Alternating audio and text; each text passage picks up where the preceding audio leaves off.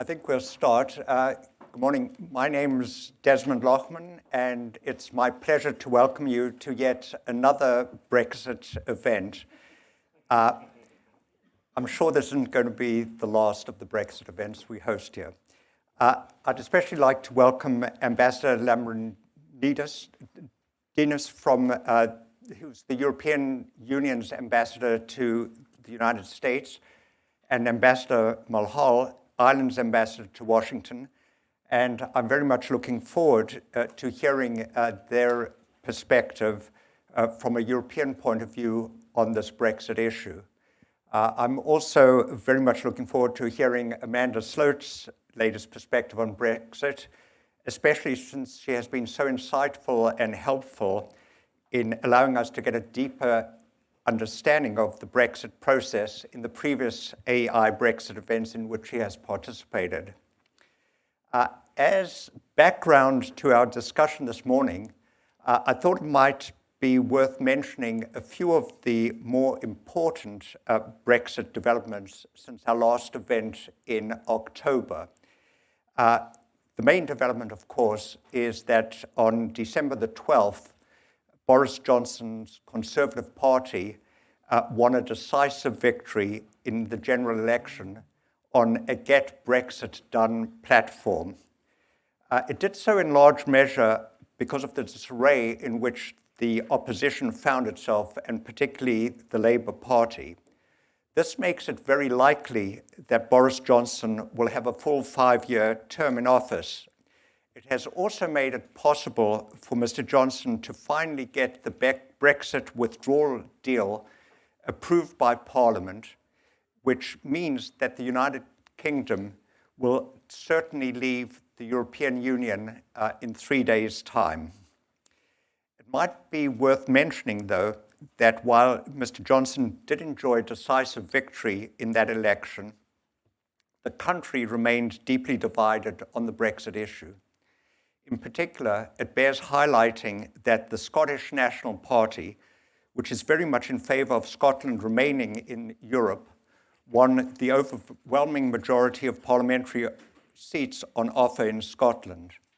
This might cause Mr. Johnson problems down the road in avoiding a second Scottish independence referendum. Now, while it is true that the United Kingdom will have left the European Union by the end of this month, it still has to complete the very much more difficult task of negotiating a permanent economic relationship with the European Union. In terms of the withdrawal agreement, there'll now be a transitional phase through the end of 2020. During that period, the United Kingdom is supposed to negotiate a permanent economic relationship with its European partners, and until then, the existing UK-European economic relationship will stay in place. As Boris Johnson's government now enters this next phase of the negotiation, it is showing no signs of having softened its hardline Brexit approach. Indeed, it is insisting that it will not ask for an extension in the transition period beyond end 2020. It is also insisting that beyond 2020, the UK does not wish to be bound by European Union rules in whose formulation the UK will no longer have any say. This raises the possibility that the United Kingdom could still crash out of Europe without a deal by end year. It could do so unless it manages to negotiate a permanent economic arrangement with its European partners, or unless it seeks and is granted an extension in the transitional period beyond end 2020. I'm very much looking forward to hearing what the panels make of all of this, both for the United Kingdom and for Europe. So without further ado, I'll ask you to please join me in welcoming the panelists, and I'll turn it over to Stan Feuger, my colleague at AI, who'll be the moderator.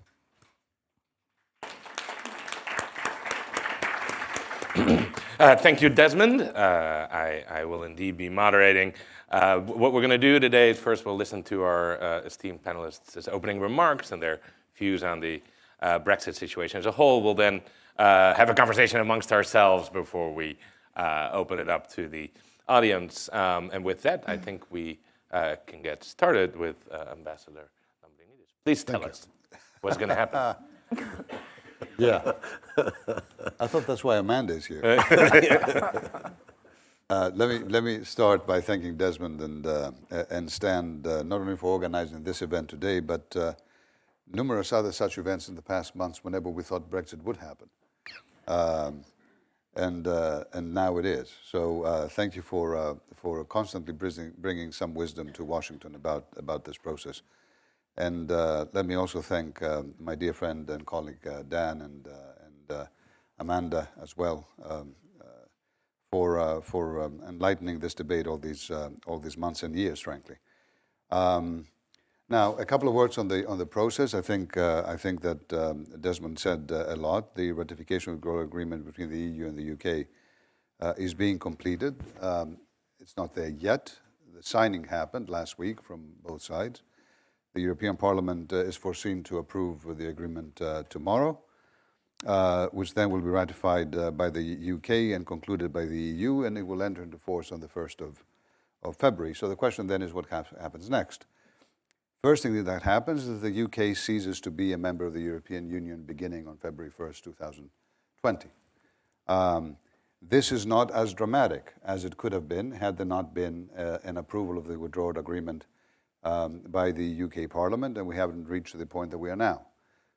It will be a smooth transition to the second phase, which is the transition period that is envisioned, which will last until the end of 2020 unless it is extended, and it can be extended for 1 or 2 years if there is a request for that, an agreement for that by the 1st of July 2020.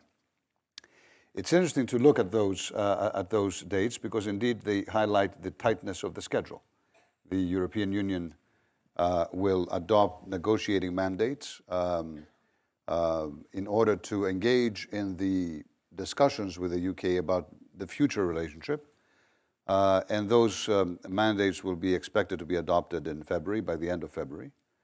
And then, as you can see, there are basically about 10 months left to be able to have a comprehensive agreement on everything. And when I say everything, I mean everything. So trade is at the center of these discussions, but it is not the only part of the discussions of the future relationship. During the transition process, the UK will not remain in the European institutions. So it will not be part of the European Parliament, it will not be part of the European Council, etc., etc., but it will remain bound by European law until the transition period is over. So indeed, this is a debate that is happening now in the UK. How long do we want to be bound? The answer is, well, so long as you decide you wish to be bound to ensure that you have the deepest and most beneficial for the UK citizens agreement that you decide that you want. The ambition depends on both sides, frankly, and on our side we have stated that we are remarkably ambitious. So when it comes to the relationship with the UK, it can never be as close as it was before.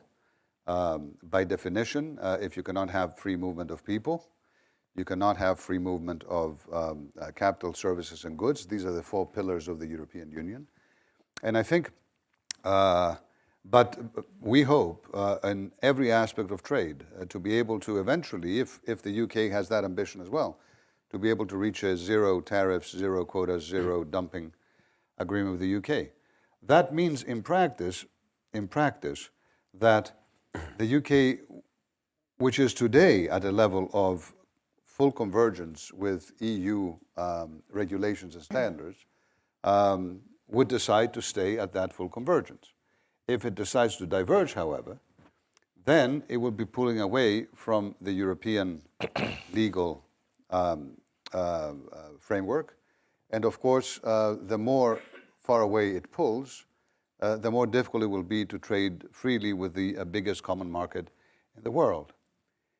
Why is this important, the common market for us? It's just difficult sometimes for people to understand. Well, because it is the economic crowning jewel of the European Union's integration in the past 70 years.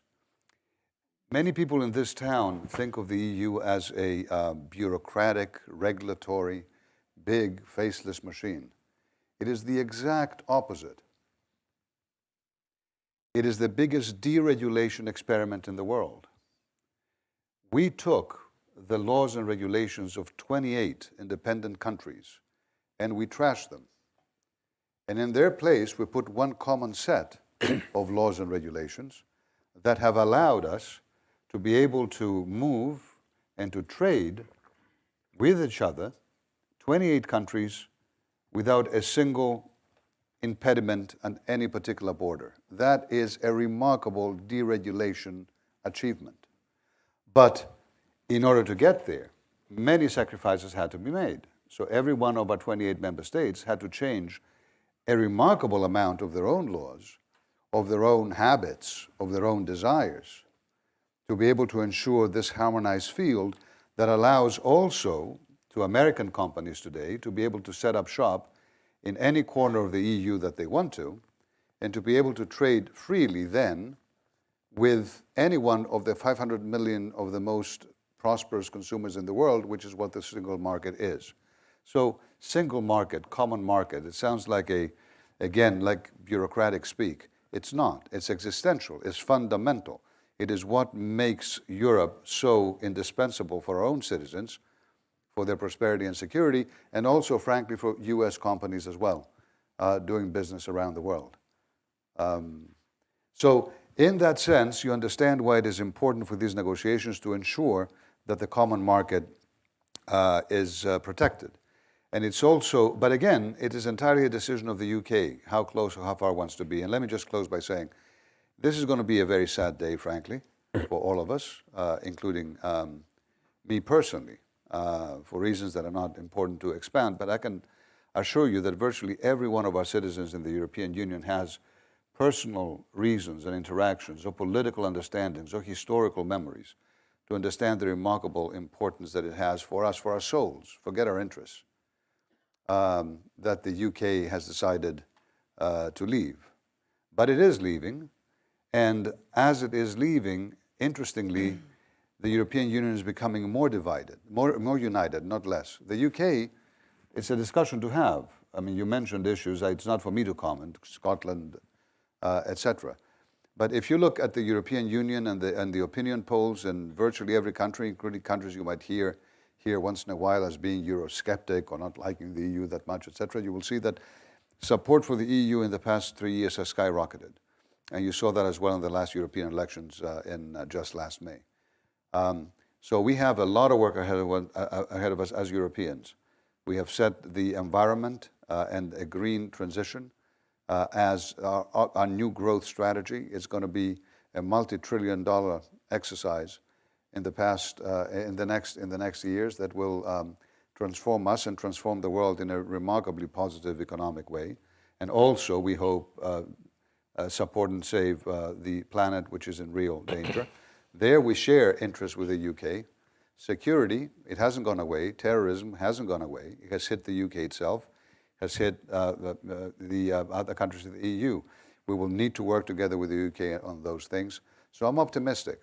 I am sad that the UK is leaving, but I'm optimistic that we can build a relationship that will take care of UK citizens and EU citizens' interests in an unprecedented way as far as bilateral relations go between the EU and any other country. But again, the ambition is in the hands of the UK right now, and I hope that they make a decision very soon as to how close or how far away they wish to be from the EU.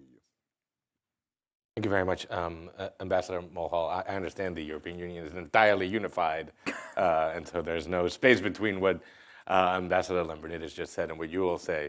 But can you tell us what your perspective is from Ireland as the remaining member state that is probably the most affected by? Sure, yeah. No, look, I echo what Stavros has said about the sadness that I feel. I mean, I've been in the Foreign Service now for 41 years. For all of those years, whenever I went to Brussels or Luxembourg or anywhere else for a European Union meeting, I was at the Irish desk. There was always a British delegation. Usually I would have talked to them, had a cup of coffee with them maybe before the meeting, and maybe discussed the rugby or whatever, because we have a shared cultural space in many ways. We speak the same language, and we have very similar interests when it comes to sport and culture and so on.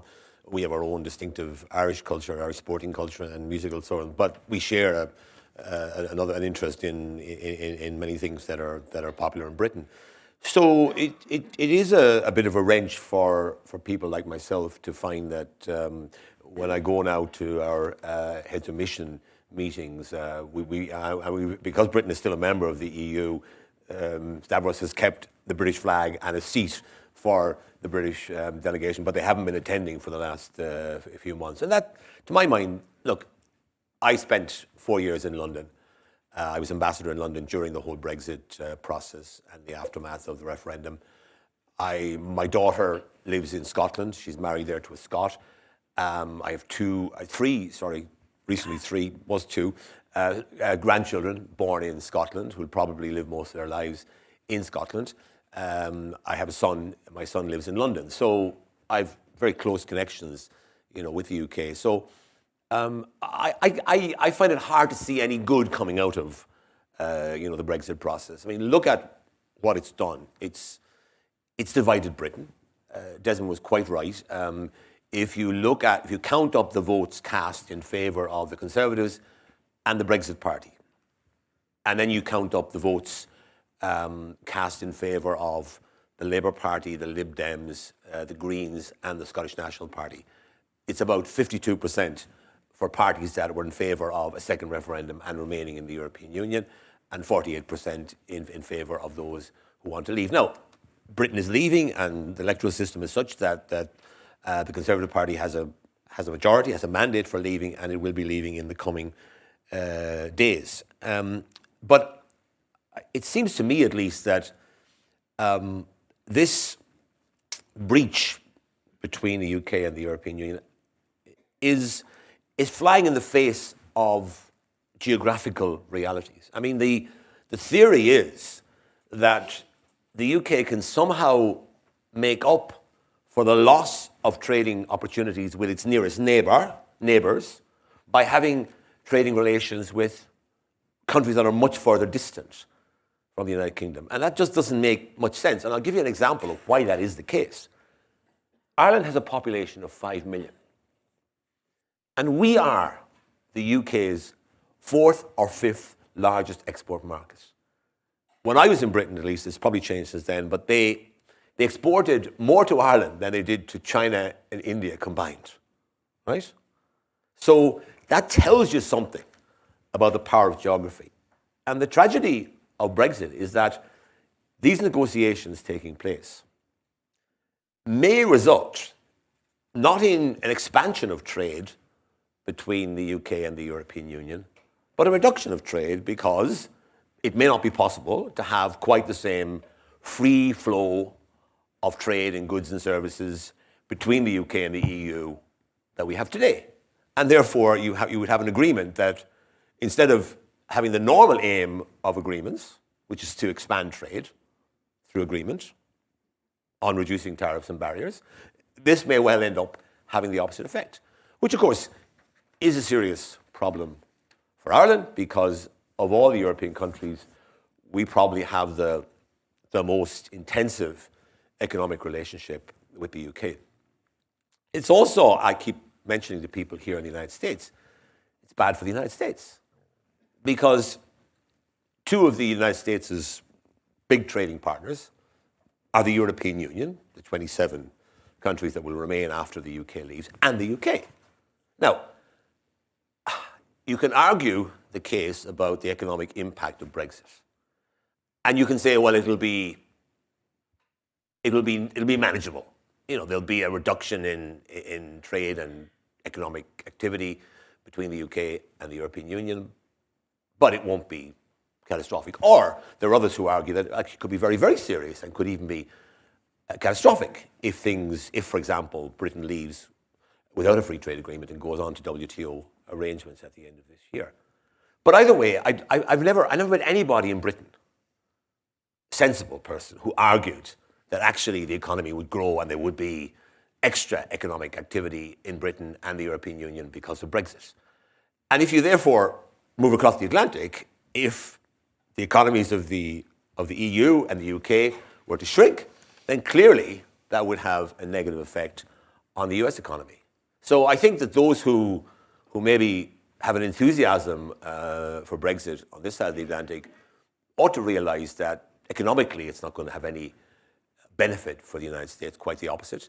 And politically, undoubtedly, the British departure from the EU does weaken the European Union and therefore weakens the Atlantic community that we're all part of. We're not part of NATO, but we're definitely part of the Atlantic community. And we have a very substantial trading relationship with the United States. And the best example maybe of the advantages available to US companies in Europe is the presence of nearly 800 US firms now in Ireland. And between them, they employ 170,000 people, about 7% of our workforce. And they account for a very large percentage of our exports. And they're there, not because we Irish are wonderful people and they want to live in Dublin, a lively city, and play our great golf courses and visit the Wild Atlantic Way. No, they could do that on holidays. They're there because it provides them with a platform, a suitable piece of territory from which they can access the whole of the European Union of 500 million consumers, as Stavros says, among the wealthiest consumers in the world. That's why we have American companies there. And we expect, by the way, that we'll have a lot more US companies coming to Ireland, because from now on, if they make the assessment, where do I put my European operations if I need to have a European base, as many companies will conclude they need to. Ireland will obviously become more attractive because we continue to provide access to the European single market, and the UK perhaps will provide less access. So our concern over the last 3 years has been twofold. The first has been to minimize the economic damage to Ireland of our exposure to the European Union, and secondly, to protect the peace process in Northern Ireland. Now, I would say that with the agreement reached in October, and since ratified by the Westminster Parliament and ratified by the European Parliament probably in the coming days, that we've reached half-time. We've reached the kind of half-time point where, for us at least, we've avoided what we were worried about, which was a situation where you might end up having a border on the island of Ireland, which could, in certain circumstances, have triggered a return to violence. Now, by the way, that would have been unjustified, and it would have been something that we would have totally been opposed to. We would have done everything we could to prevent it. But there was a risk there that was certainly not negligible and not one that we could dismiss. And happily, our European partners stood foursquare with Ireland, and we managed to reach an agreement with the British government, the EU and the British government, that will avoid a hard border on the island of Ireland in perpetuity. And that's a great relief for us. But the second bit of our concern is our trading relationship with the UK. Only about 13% of our exports go to the UK at the moment.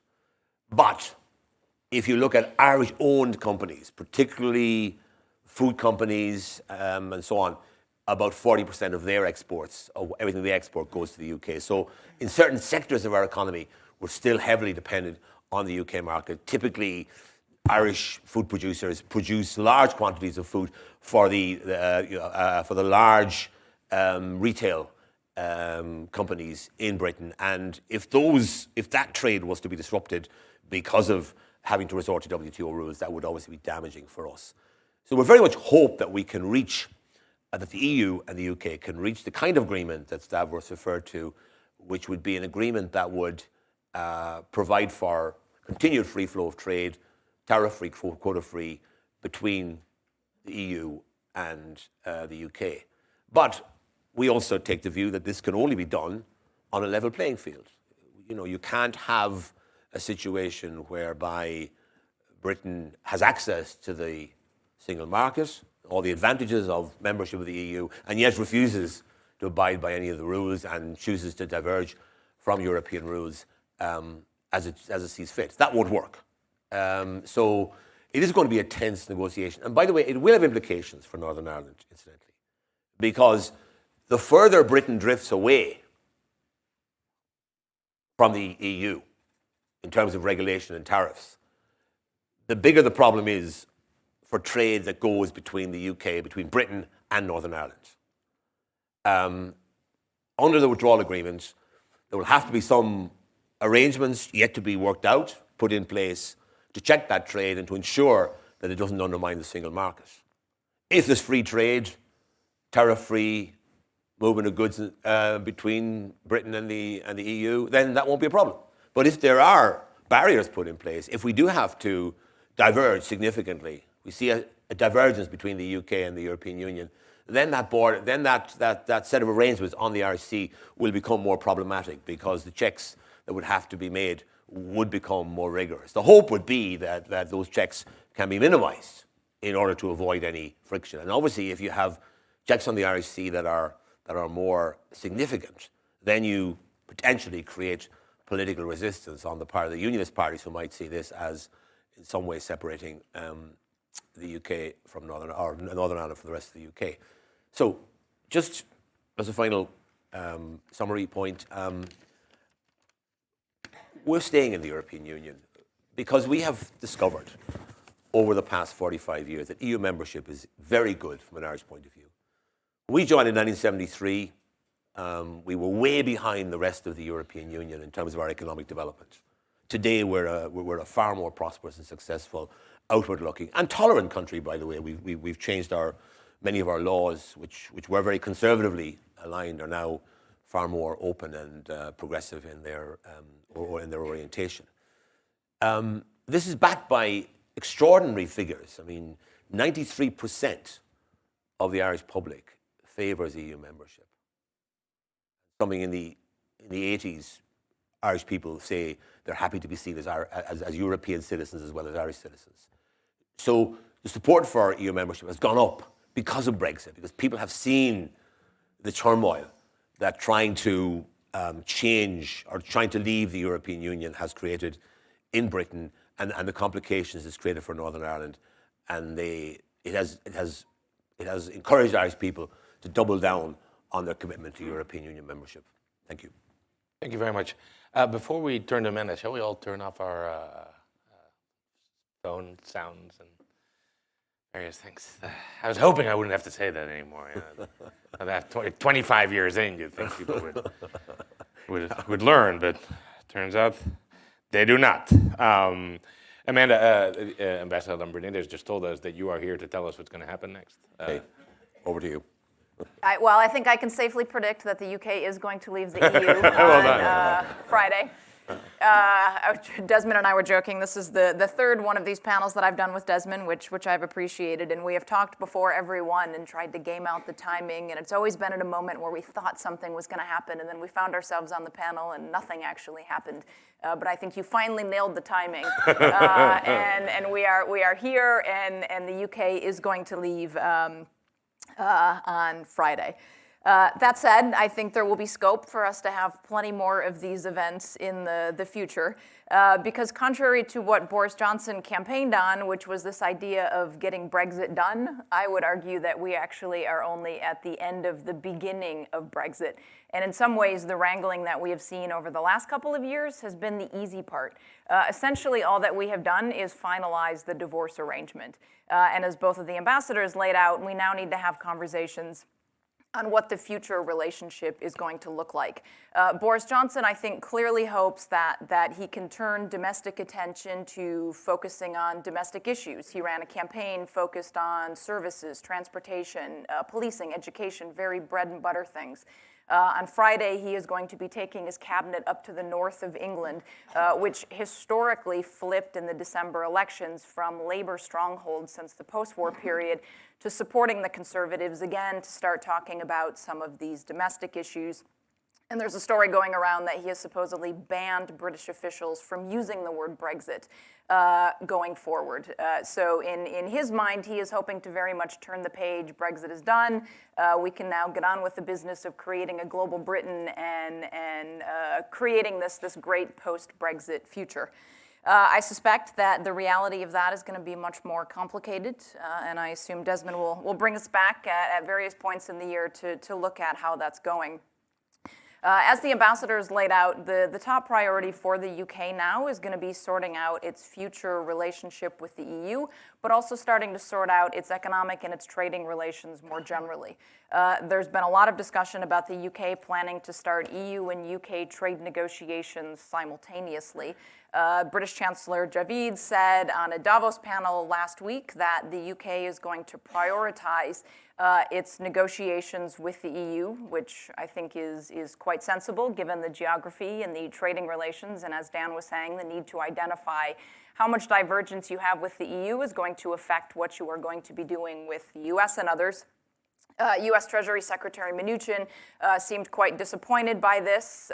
He said that he had thought that the U.S. was going to go first. He thinks that the U.S. will be much easier to deal with than the EU. I'm not entirely sure about that. And repeated when he was in London that he thought that the U.S. could move forward very quickly with trade negotiations with the UK. The reality for the UK is I think trade negotiations could be quite quick with both the US and the EU if they are willing to agree to what both sides want.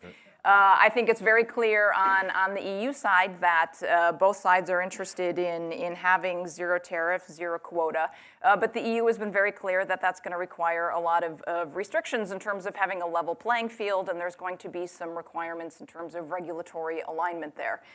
The British Chancellor has also created some confusion in the last couple of days and made business quite nervous in terms of some of his comments about what this divergence is actually going to look like. In mid-January, he announced that Brexit was not going to benefit all business, that the UK was not going to align with the EU, and that business was going to have to adjust to new regulations. Not surprisingly, this raised some questions and concerns among British businesses. And so in Davos, he was at great pains to clarify that the UK was only going to diverge when it was in business interest, and they were not going to diverge for the sake of simply doing so. So I think the rubber is going to meet the road when these negotiations actually start. To lay out what Ambassador Lambrinidis was saying in terms of the timeline, these negotiations aren't even likely to start until March. The UK is going to leave on Friday. The UK then needs to set out its negotiating parameters, and the EU needs to set out its negotiating parameters. Neither of those things are expected to happen until around February 25th, which means we're going to start looking at negotiations around the beginning of March. Now, it's also true that this needs to be finalized by December, but the reality is you probably need to have this finalized by around October. And then there's also questions about what type of agreement you have. If you have an agreement that is quite narrowly scoped on things that are within the competence of the European Commission, then it only needs to be signed off there. If you have what's called a mixed agreement that includes things that are within the competence of the EU as well as within the competence of the member states, then all 27 of the remaining EU member states need to sign off on the deal. And in some cases, that requires their subnational parliaments to sign off on the deal. So this recently was a situation with the EU-Canada Free Trade Agreement, which, by the way, took 7 years to negotiate, so not 6 months. And one of the Belgian parliaments, I think it was in Wallonia, rejected the deal, and it had to be redone. So it's going to be very difficult to see if this agreement is comprehensive in scope, how it is likely to get done. And certainly on the US side, I think it's very clear what sort of concessions the Trump administration is likely to be looking for on things like agriculture standards, environmental standards, and pharmaceutical pricing. And all of these things are going to be very difficult for the Brits to swallow, literally, in some cases. And so I think that's also going to be a real challenge. One of the things talking about news that's happened since our last panel is word was coming out this morning that Boris Johnson, his cabinet has agreed to allow Huawei to construct some of the 5G networks within the UK. And it's going to be very interesting to see what the reaction of the US government is to this. Secretary of State Pompeo is expected to be in London tomorrow. And Boris Johnson now is going to face this new reality outside the European Union of having to make a set of economic decisions as well as a set of foreign policy decisions. And there's going to be real questions about alignment, not only how he aligns himself in terms of regulations with the EU, but where he aligns himself on some of these foreign policy things. If you look at a broad range of issues, I think the UK currently is philosophically closer to the EU than it is to the Trump administration on a number of things. Certainly on Iran and the JCPOA, Boris Johnson has come out with his E3 partners, the French and the Germans, in statements about wanting to continue supporting the JCPOA. There's support for the Paris Climate Agreement, and I think support in the UK for the EU objectives on focusing on environmental issues. There's continued concern about the digital tax, which the UK has supported, what the EU has been doing on that and wanting to move forward with the digital tax. And the UK clearly is subject to the same threat of auto tariffs that the rest of the EU is if that goes forward. And we now have the case of China, where a lot of the EU, and I think some member states are probably hiding behind this idea of wanting to have an EU consensus on this. And even though the UK is outside of that, I think countries like Germany, certainly also countries like Canada and Brazil, are going to watch what's happening there. And so for Johnson, it's going to be a real question between where he aligns the country on some of these foreign policies, and also, of course, wanting to stay on Donald Trump's good side while these trade negotiations are going to go on. So I think the next year is going to be fascinating to watch on both of those. So let me just also say a brief word about Northern Ireland and Scotland, which are both places that I spent a great deal of time and still feel a great degree of affection for. On Northern Ireland, another news development that we haven't mentioned that has come out since last fall is that the Northern Ireland Assembly has been stood up again. The Assembly had been suspended for over 3 years and I think really risked becoming one of the great casualties of Brexit. The reasons that it collapsed, the reasons that it was staying suspended, had to do with domestic politics, a breakdown of trust between parties there, but certainly a lot of the questions and the tensions raised by Brexit were fueling debates there and making it very difficult to get the Assembly stood up. And full credit goes to the British and the Irish governments for a lot of on-the-ground diplomacy over the last couple of months to get to a place where that was stood back up. Certainly, I think the threat of holding new elections if the Assembly was not stood up was a motivating factor for the two largest parties, neither of whom did as well as they had in the past in the December elections in the UK. So that, I think, is a positive. But wanted to underscore what Dan referred to, which is going to be one of the big tensions in the UK's trade discussions with the European Union, which is this question of divergence. And you're already seeing a lot of messaging within the last week suggesting that the British government and the EU are taking slightly different perspectives on this. A DUP MP from Northern Ireland's Hardline Unionist Party had put the question to Boris Johnson during Prime Minister's question times about this idea of unfettered access, because Boris Johnson had been making the case that Northern Ireland firms were going to continue to have unfettered access to the Great Britain market. And so the MP was asking whether or not this was going to operate the same going in reverse. And Boris Johnson said emphatically that was going to remain the case. The advisor to Michel Barnier, the EU's Brexit negotiator, was in London that night and pushed back quite strongly on that. And Michel Barnier, the Brexit negotiator in the past and also going forward on these trade talks, spoke in Belfast yesterday and continued to push back on this point and underscored the fact that the EU is going to be very strict on the way that checks are going to be put into place. So I realize that was all super wonky. Essentially, what the MP was wanting to argue is that there's going to be essentially minimal or ideally no checks on goods that are moving from Great Britain, so the England, Scotland, Wales landmass, over to Northern Ireland with checks in the Irish Sea. And Boris Johnson has continued to suggest that there are not going to be checks. The EU, which as the ambassador was laying out, takes very seriously the sanctity of the single market and wants to protect that, is going to be very insistent that there are checks, especially if those goods move from Britain into Northern Ireland and are likely to head into Ireland, which is of course still part of the EU single market, and then on into the rest of the EU. So that's going to be a big issue in terms of trade negotiations, and it's also going to have serious implications on the ground in Northern Ireland politically. Finally, a word on Scotland. Desmond was right that the SNP did very well in the December elections. They won 48 out of 59 seats, so they're going to remain a very vocal presence within the British Parliament. And they are also going to continue to make the case for a second independence referendum.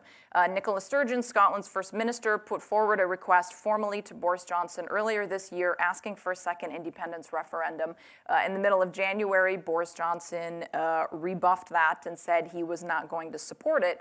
But this week, in addition to what's happening with Brexit, it'll be worth watching some of the headlines coming out of Edinburgh because this issue is coming to the fore. So tomorrow, the Scottish Parliament is going to ask its members to vote on a motion essentially in support of having a further Scottish independence referendum. The motion is going to suggest that the Scottish people should have the right to determine their own form of government. It's going to make the case that the circumstances have qualitatively changed since 2014 when the last election took place, and it is going to call for the British government to work with them on holding a referendum in the coming year. And then on Friday, on Brexit Day, Nicola Sturgeon is going to be making a speech setting out the way forward as the Scottish government sees it in terms of handling this question. Final, also very wonky point, there's this provision known as the Sewell Convention. It's a convention which is not legally binding, but is a convention that has generally been adhered to, which said that the Westminster Parliament does not go forward with legislation unless the devolved administrations are affected by the legislation and have given their consent to it. It's worth noting that the Northern Ireland Assembly, the Welsh Assembly, and the Scottish Parliament all voted against the withdrawal agreement governing the UK's departure from the European Union. When the Brexit legislation went to the House of Lords to be ratified, the House of Lords raised this. They also made 4 other amendments to the legislation. Similar to the US system, you need both chambers to agree on the final text of the bill. The bill went back to the Commons. The Commons stripped out all 5 of the Lords' amendments, and at that point, the Lords acquiesced and the bill went through. But it is worth noting that there is going to be a serious constitutional question going forward for the UK, and it's not a very healthy dynamic going into Brexit when 3 of your 4 constituent parts are unhappy for various reasons with the mechanisms under which that is happening. Very good. I think Ambassador Mulhall also pointed out that there will be checks of some kind. The scenario of no checks seems difficult. That there at least will be arrangements to check, I think is the phrase you. Yeah, I mean, the withdrawal agreement does say that they will be as light as they can be, consistent with protecting the European single market. But obviously, the more the divergence there is between the UK and the EU, the more emphasis there will be on the need for those checks to be fairly rigorous. Yeah. That's right. That's when you express some of your concerns. We now have special effects to accompany them. A laser light show? Very impressive. I just apologize that there are only visual aids, no audio aids to accompany this. But maybe some sort of funeral dirge might have been helpful. What I'm going to do is I'm going to talk about the economics, and the main point I'm wanting to make, I'll be repeating points made by previous speakers, is that Brexit has not been kind to the UK economy to date, and it's unlikely to be kind to the UK economy. It's certainly in the next year or 2. And the way in which I want to structure my remarks is firstly just looking at what Brexit might have done to the UK economy the last 3.5 years, since the United Kingdom had the Brexit referendum in June 2016. I then want to just talk a bit about the mistakes that I think that the UK made in the Brexit negotiating process. I then want to talk about the mistakes that I think the UK are making in the next phase of the process. And finally, I just want to talk about the likely outcomes. So just to begin with what it's done to the UK economy the last couple of years, the last 3 years, is that prior to Brexit, the UK was the best performing economy amongst the G7 countries. Since Brexit, it's moved down to being the worst, or certainly close to the worst of the G7 performing countries. And you see that in this first chart, which just shows you in relation to Europe. The red line is Europe growing since 2014, and the yellow line is the UK. Prior to 2016, the UK looked like it kept gaining on Europe, but now we see that there's been a reversal in that position. The next slide shows something similar in relation to the G7, where we would have expected the UK to be in relation to G7 growth. We see that it's been below that line. What is particularly of concern to me is this slide, which shows what investment has been doing in the United Kingdom. So what this slide is showing is that while the European countries have seen something like a 10% increase in investment, United Kingdom investment has been basically flat. That is not very good for long-term growth. If people aren't investing because they're afraid that you might have disruptions to supply chains, or there's uncertainty or whatever reason, if you don't get the investment, and on top of that, if Brexit means you're going to get less immigrants coming to Europe, so you don't have the investment, you don't have the workers, well, you should certainly expect to have the UK on a very much slower long-term growth path. Let me turn to the problems that I see as the UK having had in the negotiations. They made a series of mistakes. The first mistake was to trigger Article 50 of the treaty in March 2017 without having political agreement amongst themselves as to what they were trying to seek in those negotiations. So while the UK was uncertain, the Europeans were very clear in what their objectives were, and they were surprisingly unified. The 27 countries were surprisingly unified in that negotiation.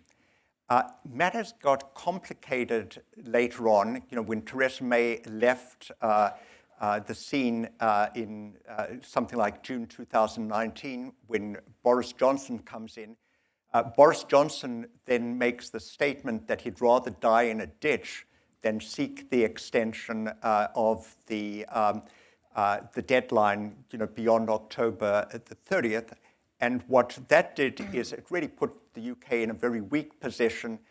The Europeans were happy to run down the clock, extract concessions from the UK as they saw the abyss. Everybody knew that if the United Kingdom crashed out of Europe, that was really going to be disastrous for Europe, but it was going to be certainly terribly disastrous for the United Kingdom. So what occurred in the end is Boris Johnson was forced by Parliament to seek the extension, but not before he had to make very big concessions to the Europeans on the Irish issue. Having formally said that no respectable British Prime Minister would treat Northern Ireland in a different way from the rest of the United Kingdom, that's where he found himself landing up. So the UK got the short end of the stick. We had sterling swooning towards the end of the year. Markets were really very concerned about Brexit when that looked like a possibility of the UK crashing out. So that wasn't really very well handled, the negotiation. Let's fast forward to the negotiations now. We've got a year to go. As people are pointing out, I just wondered whether they've in fact got 6 months, whether it's not in fact the July that is really the time at which decisions are going to have to be made whether or not to get the extension. Once again, what we're having is the UK making the mistake of saying categorically that there's going to be no request for an extension. This is a totally unrealistic bargaining position. This is, as Amanda's pointed out, this is a very complex negotiation. It took Canada 7 years to negotiate. It's important not as to where the United Kingdom starts the negotiation, that they start with regulatory alignment, but if they decide to want divergence, then it makes the negotiation very complex. That to think that you can do this in 5 or 6 months is being very unrealistic. Another big mistake, Ambassador Lambrinidis made this point, is that the UK is, Ambassador Malhal made the point that the UK is forgetting that its trade with Europe is something like 50% of the overall trade that it has, whereas with the United States it's only 20%. So what they're doing is they're jeopardizing a trade relationship where it's half of their trade for pie in the sky that maybe at some distant date in the future they're going to get a very favorable trade deal from the United States that only affects 20% of their trade. So this is just a chart that shows basically the point that I've been making, that 50% of their trade is with the Europeans. Very much less amount is with North America. The other point, the other big mistake that the UK is making is that they're talking about only wanting an agreement on goods. They don't want to have an agreement on the export of services. And they're just forgetting the slight problem that services now are something like 45% of UK exports. The City of London represents something like 7% of the UK economy. And most of those services go to the European Union.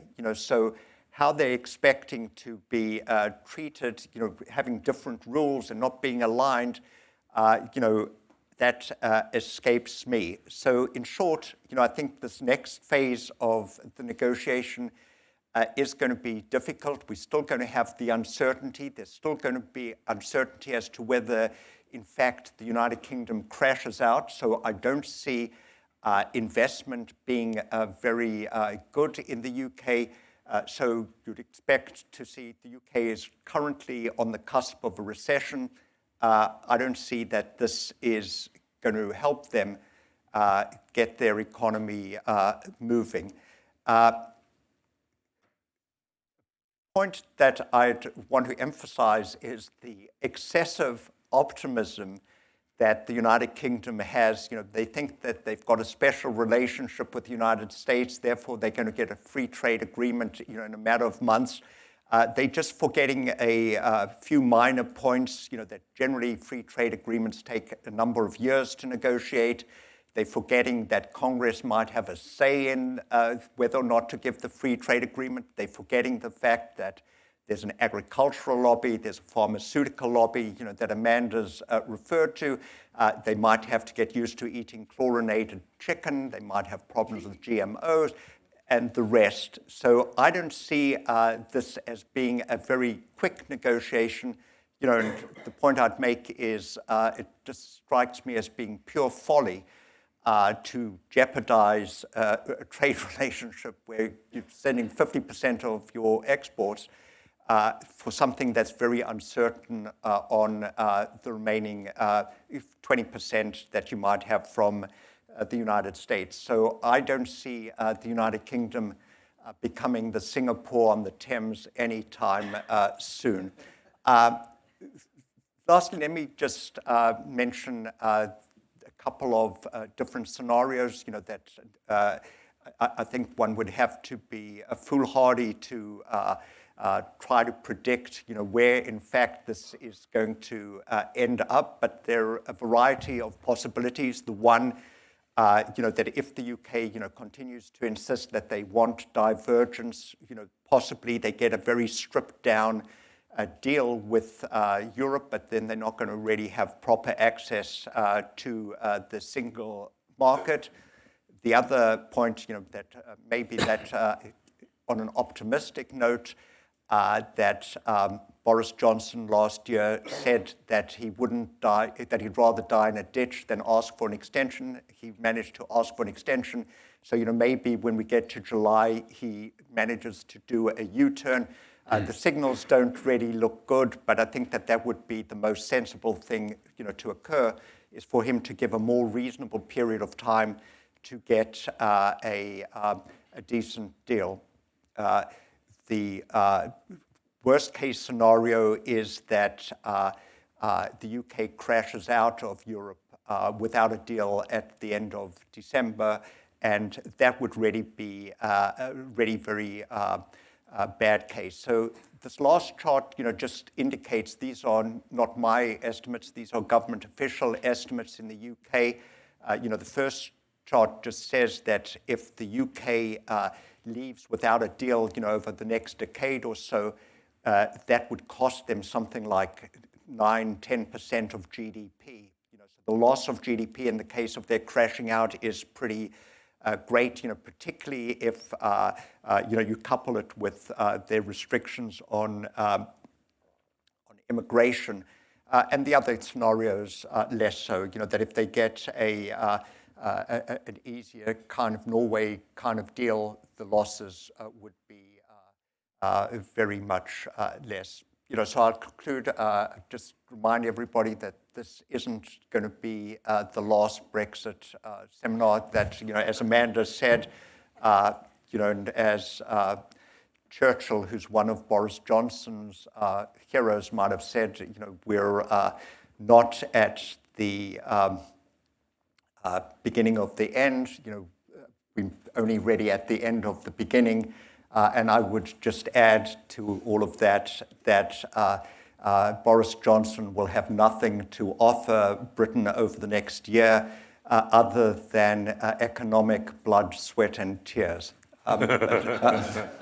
Thank you very much, Desmond. I want to give everyone the opportunity to respond to what we've heard so far, which I think is a pretty comprehensive treatment of all the issues at stake here. And I want to start with the EU ambassador. I also want to specifically ask you if you can talk a little bit about the European Union moving forward, right? So there's some obvious, very concrete impacts, for example, on the EU budget. In some areas, the UK had already not been involved, but can you talk about the future of the? We've talked a lot more about the future of the UK than about the future of the EU. Well, some immediate effects now. I mean, the withdrawal agreement deals with issues such as citizens. About 3 million European citizens are living in the UK, having established a life, having made life decisions there. About 1 million UK citizens are in the EU. The withdrawal agreement ensures that their rights will be protected and will remain. The withdrawal agreement also deals with issues such as the UK's economic contribution to the EU budget under the assumed obligations. And ensures that the UK fulfills those. So there are a number of issues that, as we enter now the transition period, we negotiated in a very consistent manner, and we have, because this was the goal, we have achieved as much as possible the smoothest possible transition. Now, when it comes to the future, some of the issues that I am sure that we will be looking at when you're looking at a trade agreement. Labor laws and standards, environmental laws and standards, state aid, the kind of money that the government gives to subsidize its companies or to allow some companies to have a competitive advantage over other companies. All these are part of the regulatory alignment that we have today in the EU. So we ensure that our member states cannot compete unfairly against each other by tweaking those things. And obviously, the UK is also, at this stage, fully aligned. If it decides not to be, if it decides to engage in massive state aid support to different companies, then that will give it an unfair advantage. You will not have a level playing field, and therefore you would have a very tough negotiation of what that would mean in terms of the ability of goods and services to be able to come into Europe for free. Which is why fundamentally we are saying that to get to a 0-0-0 deal, which would be the ideal scenario for the UK and the EU, you really need to, in the end of the day, keep the alignment that you have today, which took decades to achieve, but it has been achieved. So in a sense, the good scenario is that we don't begin from a Canada base point, because we begin from a base point where we have full alignment. That could bring a deal very quickly, an excellent deal very quickly for both sides, so long as you don't have divergence. So fundamentally now the question therefore becomes, how much divergence does the UK want? It's as simple as that.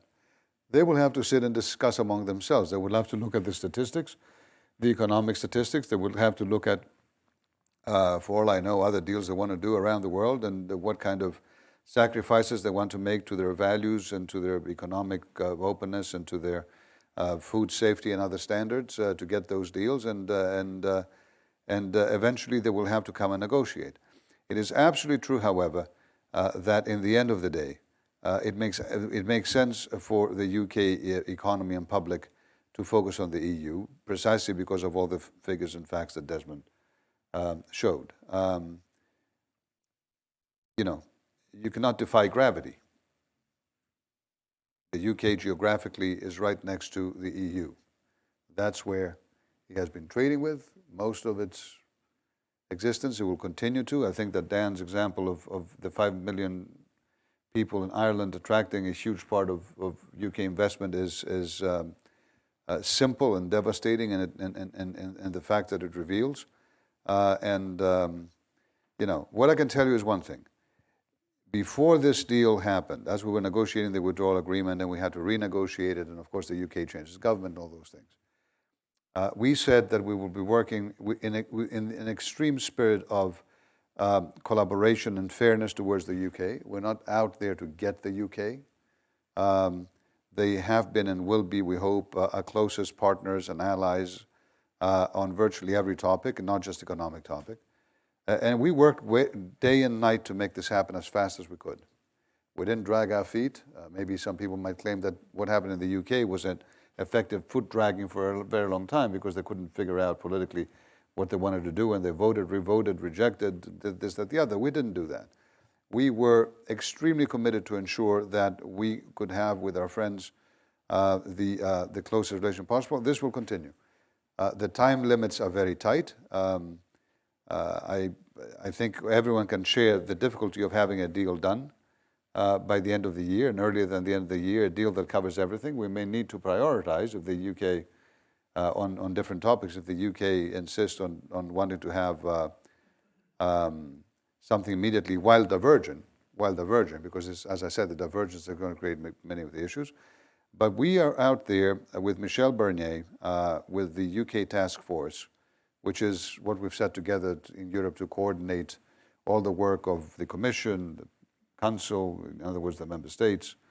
We'll be out there working day and night. We will not drag our feet.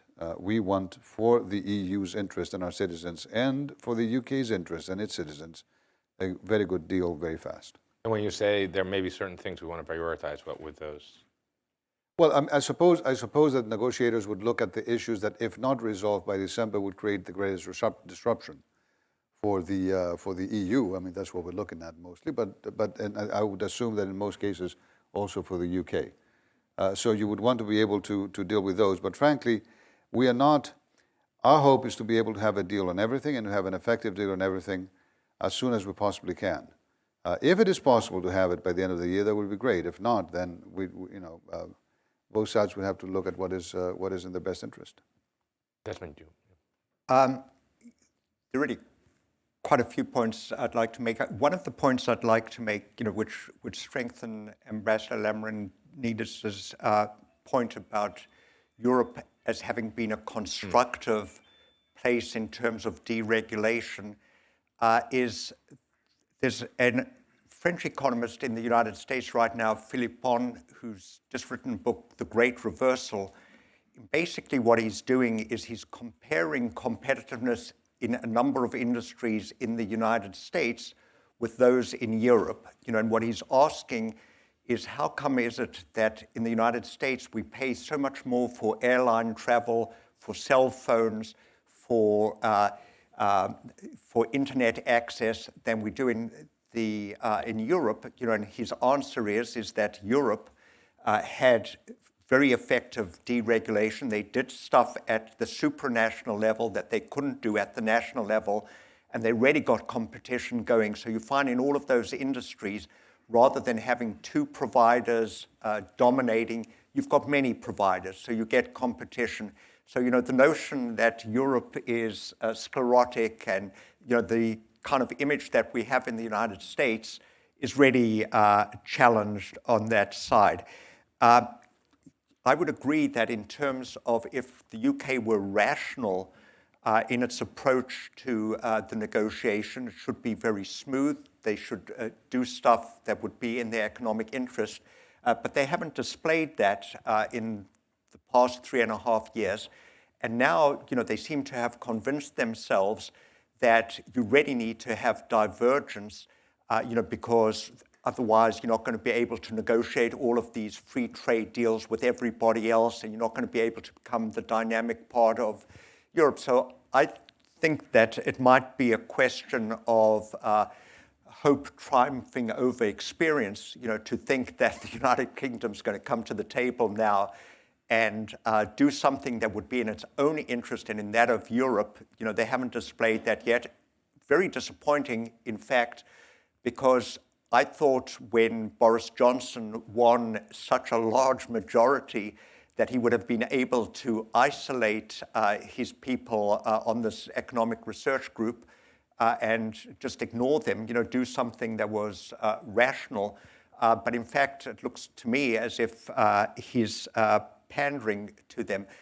The last point I would just raise as a question, the notion that Ireland has been attracting a lot of investment might also have to do something, not simply that it's a springboard to Europe, but also because the tax treatment in Ireland for corporations has been so much more favorable.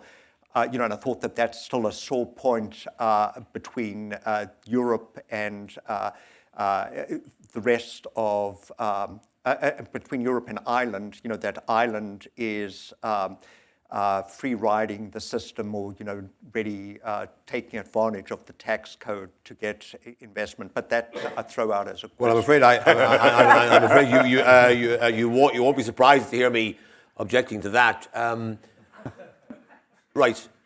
I've spoken to a lot of US companies who are based in Ireland. I talk to them all the time. And they tell me that there are 4 reasons why they go to Ireland, right? The first they always say is access to the European single market, because they wouldn't be in Ireland, it didn't matter, they paid no tax, they wouldn't be in Ireland if they couldn't access the European single market. That's the first thing. The second thing is they can access a highly educated English-speaking workforce.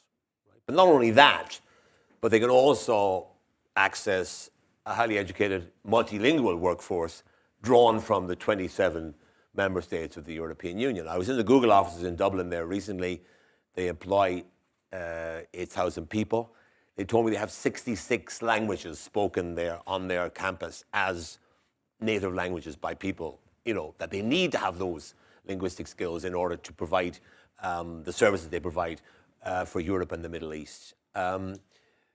The third factor they mention is our government's very strong openness towards investment, and the fact that when they go to Ireland, they can meet the senior people and they can make their concerns known, and they get a response from our government. And successive governments have been very open. And then, they also say that our corporate tax regime, we've had that regime, by the way, for the last 30 years.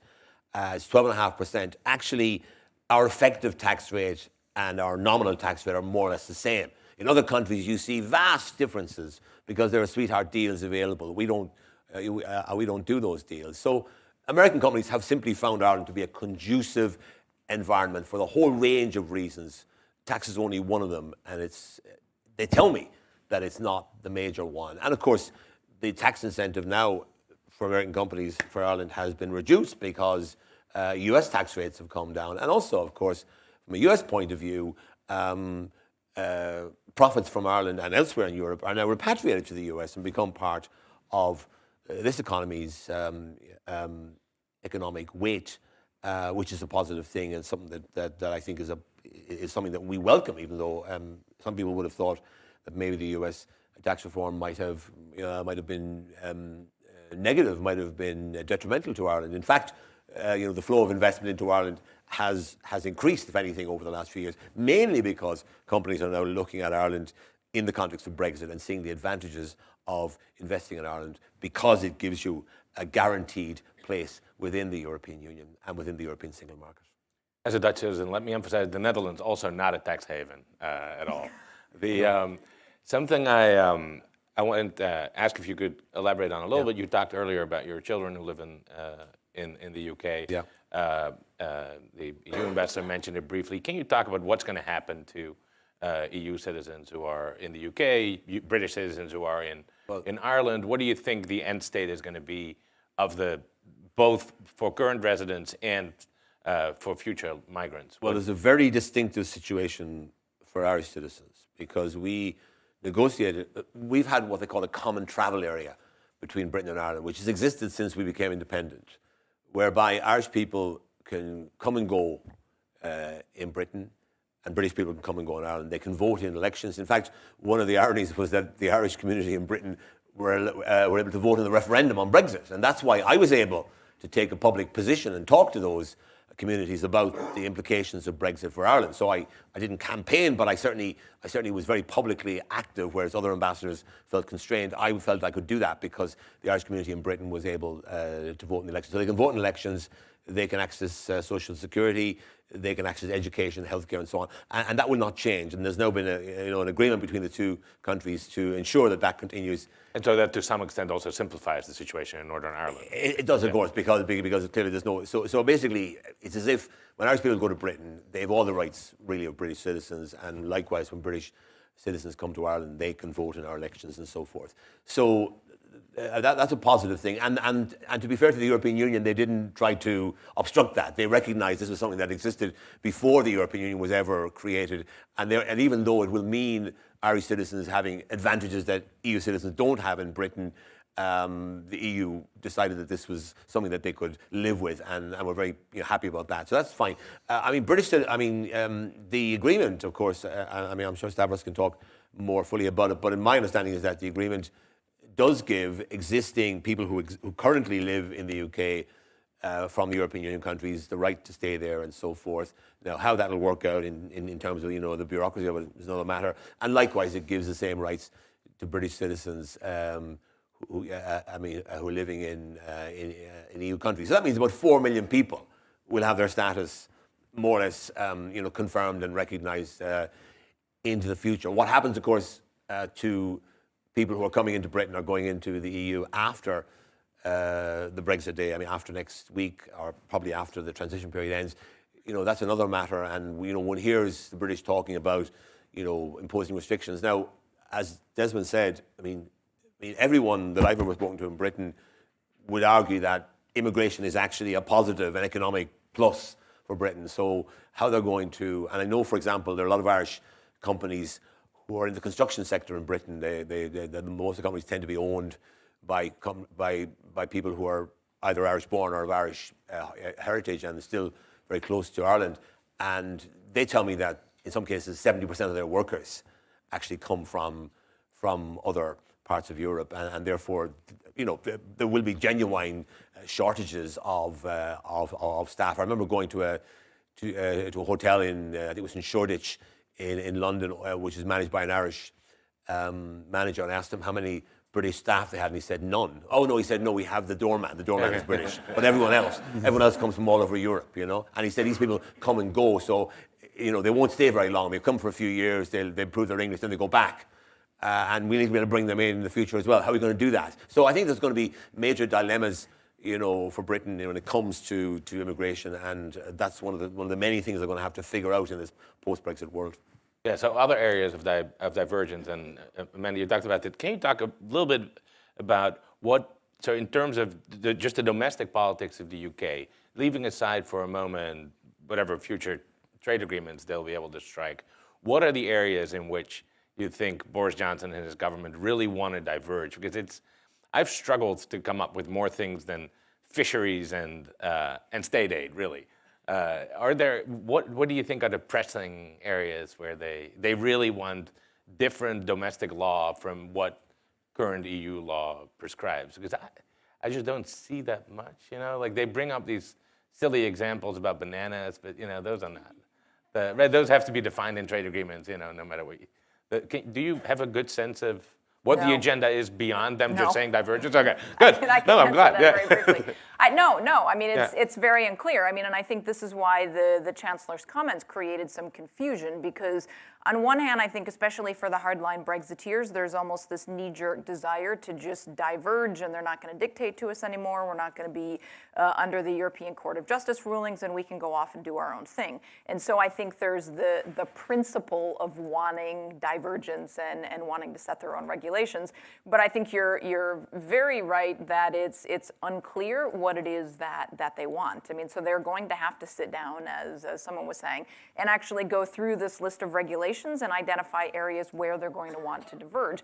I mean, to take an example of the U.S. Free Trade Agreement, do they want to diverge on the question of genetically modified foods? I mean, my sense is that there is a sense in the UK that is broadly opposed to genetically modified food, and so there is alignment with the rest of the EU, not because they were forced to align, but because there was philosophical agreement on that. And so that's going to be a place where they're going to have to make some decisions, and I think the Chancellor's comments were helpful and the much more sensible approach that they should diverge in areas where they believe it's going to be advantageous to British business and not simply for the sake of it. And so I think we'll see by the end of February when they start to set out their negotiating objectives with the EU, once they start to make clear what they're looking from a U.S. free trade agreement, which is also not entirely clear. I mean, it's pretty obvious, I think, what the U.S. is wanting to get out of this in terms of agriculture and pharma, but I think it's going to be a lot less clear. And to clarify, the issue with pharma, of course, is the UK has a much more socialized healthcare system than practically anywhere in the world, right? So any concession on pharma is basically taxpayer money that flows to U.S. companies. That's they should be paying more for their pharmaceuticals, similar to the high prices we're paying here. The one thing I would add on the immigration debate is I think that the ambassador is right that the principles were set out in the withdrawal agreement. How all of this is going to operate in practice is still a little bit unclear. Another one of the amendments that the House of Lords tried to make to the withdrawal agreement was to guarantee that EU citizens living in the UK would get settled status and that they would all be given physical documentation of their right to remain. And that was another one of the amendments that the government-controlled House of Commons stripped out. So they rejected that amendment coming from the Lords. And there's been some high-profile cases in the British press in the last couple of weeks of people applying and getting rejected, even though they had lived there for many years. Press attention, things were looked at again, things were overturned. So there's going to be complexities of how all of that works in practice. Within the last year or two, we had the Windrush scandal in the UK, which had to do with a separate group of immigrants not being well documented, which is diminishing public faith in the British government's ability to monitor and document some of these immigrants properly. The UK government is looking at putting out plans to try and attract high-skilled immigrants. But to Dan's points, you have a lot of people working in hotels in Scotland, which is a migrant community. You have a lot of people that were coming and working in the agriculture sector. You have small towns there that their future existence largely is dependent on the ability of immigrants to continue coming into these communities. And given that one of the arguments in support of Brexit was on immigration grounds, I think this is something that the government's also going to have to grapple with, both on skilled, on unskilled terms, and then also when they are looking to negotiate free trade agreements with the Commonwealth, I assume, being a fairly obvious place to start, what sort of demands these countries are going to have about the rights of their citizens to come and work in the UK. That's right. I just wonder, in terms of the divergence question, whether there's a problem in how do you make your regulations consistent with the other free trade agreements you're going to be negotiating. So as it exists right now, the United Kingdom doesn't have its own free trade agreements with other countries, with third countries. Those are negotiated by the European Union. Part of the idea of the United Kingdom, my understanding is that, but they might be mistaken in this view, is that they need to have a divergence in order for them to strike all of these favorable deals with all of these more dynamic economies to make their economy to put their economy in a better place. So, I'm just wondering whether, there's a problem if you're going to have a free trade agreement of your own with the United States as opposed to that of the European Union. There might be problems in how do you make all of this consistent. Well, generally speaking, I don't know. I cannot predict the future. But when we negotiate trade agreements, and we have done many of those in the past 5 years alone. So the EU right now has agreements with 72 countries around the world. As other parts of the world, including sadly the United States, seem to be shutting more into themselves, we are opening it up because we see a tremendous amount of economic benefits for our people. And of course, everyone who signs those agreements with us sees benefit for them. But generally speaking, obviously, when countries negotiate with the EU, they see in the end of the tunnel access to 500 million, 450 million after the UK leaves, citizens in the world. And that is a great incentive for them as well to be able to negotiate and an opportunity for us to be able to get the best possible deals, including for things that we focus on quite a bit, which people don't understand sometimes, such as human rights, compliance by the other side, or environmental compliance. I mean, so if those countries negotiate just with each one of us separately, the incentive for them to be part of a deal would be lower because they wouldn't have this huge market, and therefore their incentive to make compromises in those negotiations would also, in theory, be lower. But I guess my question was, if the United Kingdom is placing great premium on getting a free trade agreement with the United States, might that cause problems with how they can have their regulations consistent with Europe? Well, in theory, yes, because in theory, I mean, we looked at take sanitary and phytosanitary standards, for example. They're unified in the EU. If the UK were to decide to have a deal with the US in which it reduces those standards in order to satisfy perhaps a US demand, then automatically we'll be diverging from the EU standard, and therefore the distance between the EU and the UK would increase, and therefore the difficulty of accessing the biggest free market in the world, which is the EU, would also, the difficulty will increase. Well, that's really what I was suggesting, is that might be the motivation for the divergence, because they think they want to get a free trade agreement with the United States that Europe doesn't have right now. They might want to do stuff in Asia. These are decisions the UK has to make. Right. I think it's in our interest, in the EU and in the UK interest, for all the reasons you described in your charts. But divergence as room for possible concessions is very different, I think, than sort of a positive growth agenda at home, right? That's not. I'm not differing from you. No, I know we agree. I'm just saying if I went to the UK, I would be thinking that my biggest market in the world is the EU by far. And if I want to align with anyone, it would be the EU, because that's where I make my money. Right. And even on the EU-US trade agreement, I think the thinking is a little bit muddled. Amanda pointed out that the UK is now going to admit Huawei to part of its 5G network, and the rationale was that it's more important to build Silicon Valley across the UK than to be able to purchase cheaper meat, right? So I think they realize at some level that there are limits to it. But isn't that the other drawback? It's basically saying we're going to play down our trading links with our nearest neighbours, and we're going to build up our trading relations with faraway countries. The problem with that is that political factors can come into play in the future. So, for example, you can develop a trading relationship with a particular country, I won't mention any names, and then the political factor may cut across, and suddenly you find yourself excluded from that market or being penalized.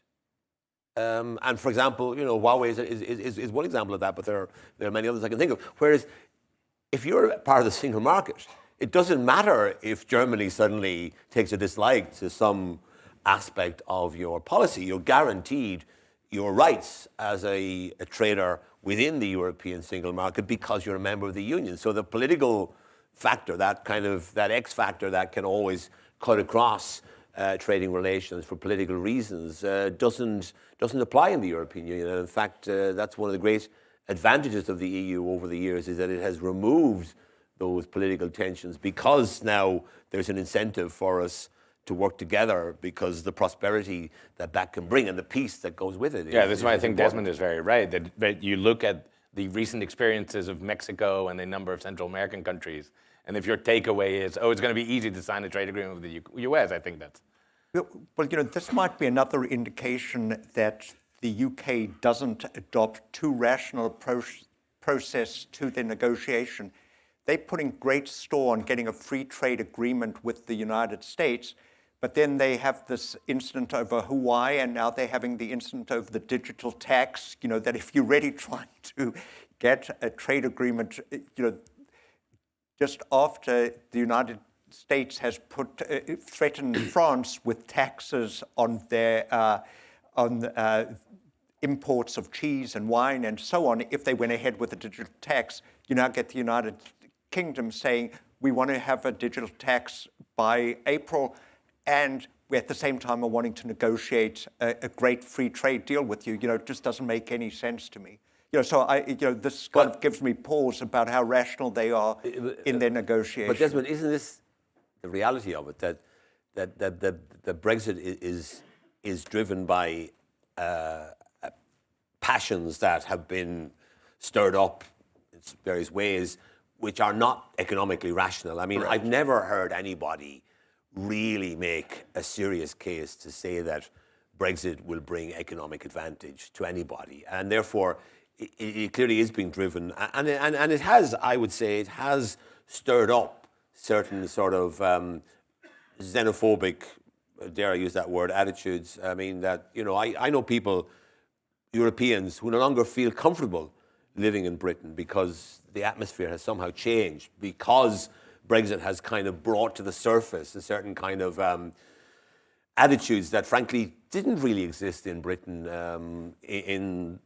for a very long time, but were kind of brought back into play as a result of the political debate generated by Brexit. No, I totally agree with you that passion is driving it, but there are people like the Jacob Rees-Moggs and the David Davies who really somehow have convinced themselves that this is really going to work out great, if you have a hard Brexit.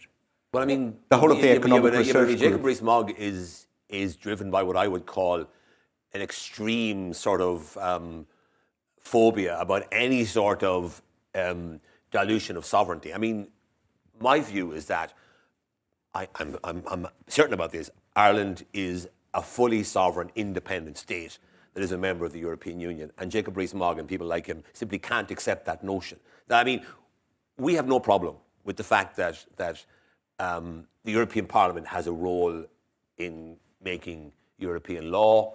There are Irish members of the European Parliament who contribute to that process. We have no problem with that. We have no problem with the fact that court cases can end up in Luxembourg at the European Court of Justice, and we have to follow, because overall we recognize that our sovereignty effectively has been greatly increased because we have got better outcomes for the people of Ireland over the last 50 years or 45 years of EU membership by being willing to share our sovereignty, to pool our sovereignty with our European partners in areas that where it makes sense to do so. And for example, I always say to people in Britain, and I say to people in Ireland as well, whenever this comes up, is that most of the things that most people care about most are actually decided at national level. We decide our own social welfare system. We decide our own health system. We run our own education system. We run our own justice system. We run our own defence forces. We run our own foreign policy. So the things that the European Union actually does have to do with regulating trade between the member states of the Union. And that has worked extremely well, including, by the way, for Britain. If you look at the economic benefit derived by Britain from the single market, it is enormous. And we've benefited from it too. And all of our member states have benefited from it. But somehow this ran up against a phobia about sovereignty that eventually ended up winning the day in the referendum in 2016. Maybe it's got something to do with the fact that they haven't yet come to terms with the fact that they're no longer the big imperial power that they used to be. I couldn't possibly. But that might be just that might just be my South African side. It sounds like you do not fully appreciate the power of Buccaneer Britain. In Britain's defense, the United States would never join something like the European Union for the exact sovereignty argument. I mean, I think we're in a very different economic. the U.S. doesn't want to join any sort of international Well, I mean, I beg to that bind differ. I mean, ourselves. I've met. Of course, you're right, but at the same time, I have to say, I've met with so many great people around the country in all my travels, and recently I had an event at the residence, at the EU residence, with many people from Texas, and I mean, they were proud for being Texans, so humongously proud of the fact that the Texas economy is among the biggest in the world, of the fact of Texas culture, and at the same time, there was no question that they were proud Americans as well. I mean, this is a country that has been based on different individual states surrendering sovereignty. When I was in Texas, I went on local news to talk about Brexit, and I was asked how I felt about Texit. That there's actually people in Texas drawing lessons from Brexit in support of the secession movement. Well, I didn't. Texas, no one told me anything. No one told me anything like that. But it was just very clear. I mean, there's this impression sometimes that we are so different. I hear that all the time. I mean, what Dan was just trying to explain, it shouldn't be something that a European has to explain to an American audience. I mean, you guys have had those discussions forever. Your federalism discussions, state rights versus federal rights, powers. I mean, you've negotiated pooling your sovereignty, and you keep doing this all the time. And yet, when it comes to Europe, suddenly there seems to be a big question as to why is this happening and how is this working? It's working because it makes a tremendous amount of sense, like Dan says, and because it's made us much more secure, much stronger, much more peaceful, and it's allowed us to also project the values of freedom and democracy, which is what Europe was really built on. Let's not forget the sad anniversary of Auschwitz just happened yesterday. We had a big campaign in the EU, we remember, all over. This is the biggest human rights violation in the world, the biggest atrocity, and it happened in European hands, and it happened not that long ago. And yet, we may not be able to change history, but history's lessons can change us, and they have. And we came out of that atrocity building the most peaceful, the most human rights-based union in the world, and we are out there preventing such atrocities every day today, and will continue doing so. I mean, it is entirely possible to imagine people getting together, pooling sovereignty, as Dan said, in all these areas, and foreign and human rights is one of these areas, and trying to make a difference in the world. My hope and my dream, frankly, is that we, the EU and the US, can continue to work together, arm in arm, in all of these huge challenges. And I hope that the US will not have. I don't believe we'll ever have to choose between the EU and the UK. I hope that we can both be extremely close allies of the US. But the EU is here to stay. It is the biggest, strongest, most important ally the US could ever hope to have. And will continue to be that and build on it. Excellent. And then let's open it up to the room. Let's take a few questions. There's going to be mics circulating. Please do not start talking until you receive such a mic. Introduce yourself. Do a question that ends in a question mark. Turn off your phone. All the usual instructions. And let's start here up front. Where are the mics? Oh, there they are. Here we go. First question is here.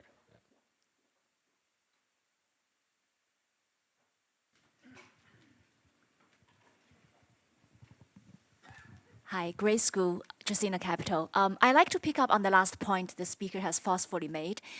You made the comparisons to the Federalist Paper, the United States. Can you talk about, it's slightly off topic, but can you talk about European Union? It's not a fully integrated collection of states, and there are issues remain. So what is the lesson learned from Brexit process, and how would European Union be able to continue to move down the path of integration? Thank you. Well, should I answer now? Should you want to take more questions? Very quickly, I think I said this before. Brexit was a wake-up call for the European Union more broadly as well, and it worked in a very, very specific way. It strengthened, as opposed to weakening, the commitment of the member states to remain and to, in fact, increase the discussion about how to become stronger together. It didn't weaken it. There were some people who were imagining it. I've been in this country in particular through this for a while, I have to say. I was Greece's foreign minister back in 2011 at the center of the financial crisis. At the time, I was visiting the U.S. quite a bit, and of course, no one wanted to talk to me about foreign policy. They all wanted to know, when the euro would collapse, when Brexit would happen, when Europe will collapse. And I told them at the time, I said, look, you want to lose your money, just put it on those predictions, because it's just not going to happen. And of course, it didn't happen. Greece didn't collapse. It's much stronger today than it was in a very long time. The euro did not collapse. It's a currency that actually is stronger today than it used to be, or about the same strength before and after the financial crisis. And then, of course, there was the migration crisis, and everyone was predicting that would be the end of Europe, that suddenly, everything would collapse. And of course, it has not, and it did not. And then it was Brexit. And people are realizing little by little now that, in fact, Europe is not just a haphazard gathering of some countries that just sort of thought maybe they'd make a little extra bucks, euros getting together, and so we got together just for the quick deal.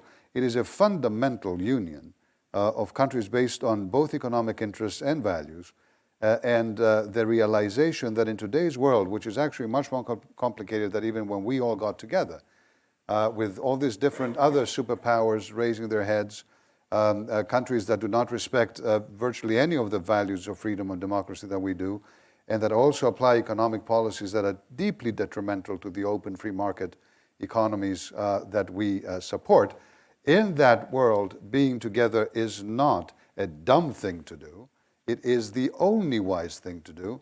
And this is why you see European citizens, including in Ireland, stating more and more than they want to be together in the EU. So I don't know what the future holds, but I can tell you it will hold the European Union deeply, deeply prosperous, deeply embedded in the values that Americans and Europeans share, and deeply ready to be the U.S.'s greatest source of prosperity and security outside of the U.S. itself.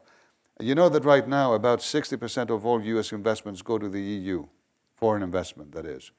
They don't go to China, they don't go to Mexico or Canada, they go to the EU. That's not because the EU is some small, closed, unfair market. It's because, in fact, it is the biggest, most open, most fair, most free market that EU companies realize they can make a tremendous amount of money in, and they do.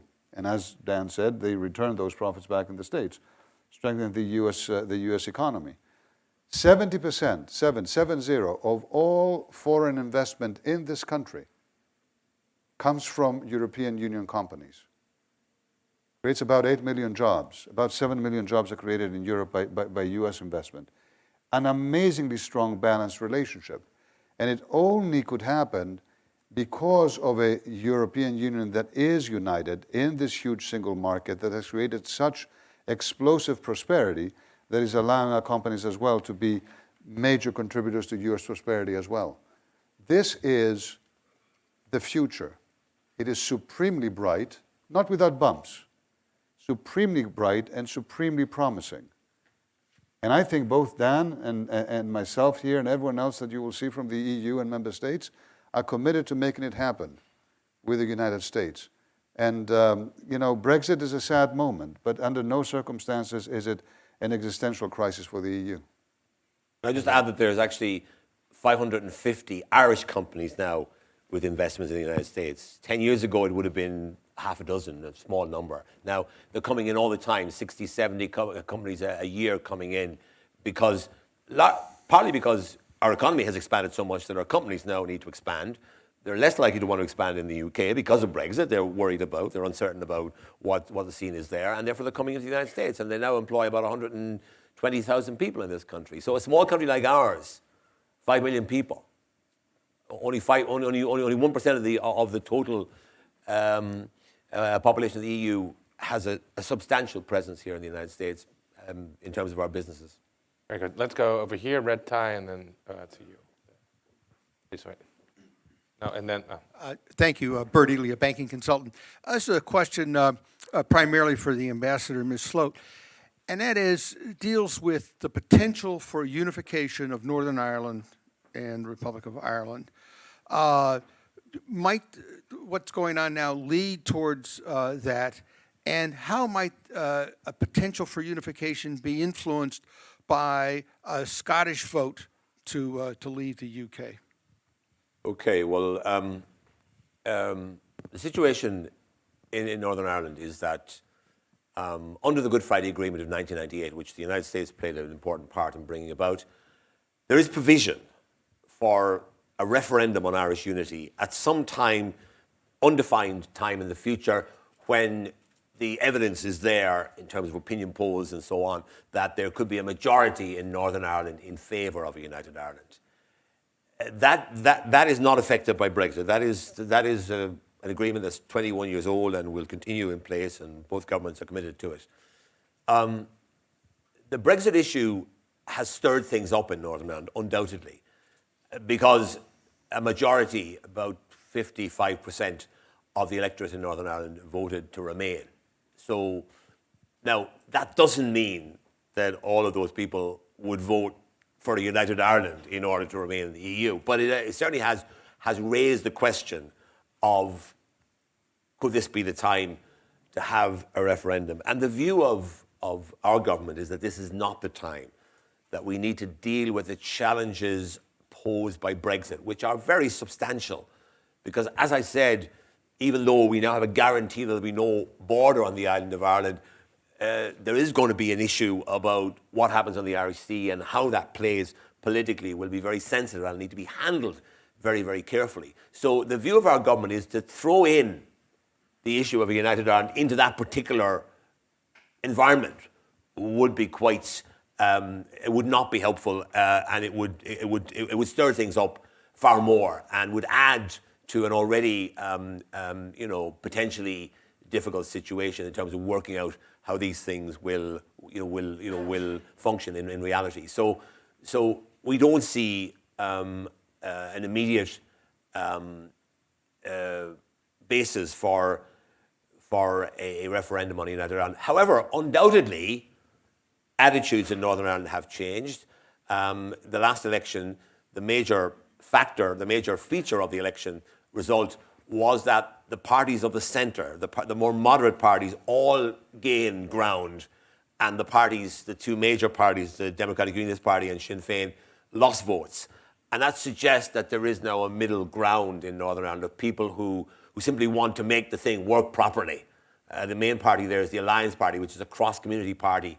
So attitudes are changing. People are thinking no longer purely in nationalist, unionist terms, but also in other, worried about other things, about, the society they live in, the economy and so forth. And that's a positive thing.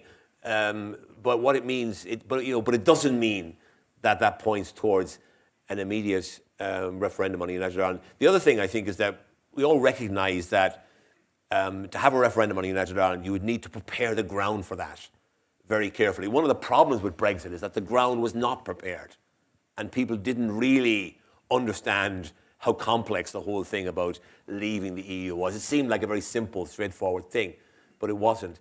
I think people are beginning to think about a united Ireland, but we're still looking at a horizon which is, a decade or more in the future, in my view.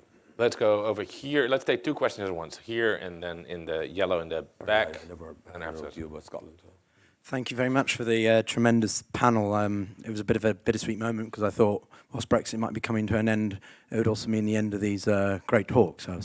I'm Piotr, I'm half English and Russian.